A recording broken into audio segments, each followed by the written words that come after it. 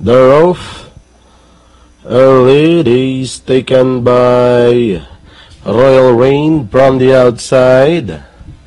Royal Rain from the outside, moving up in between runners. Lady Pio. Then comes Sunday Surprise, Big Boy Vito, Angel Brule.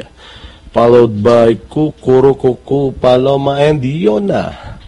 Heading towards the half mile pole. 3 runners parted out for the lead. Angel Brule, Badarel, Royal Rain running from the outside.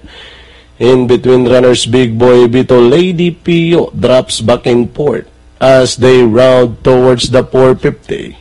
3 runners keep on parting out for the lead. Angel Brule, then followed by Big Boy Vito.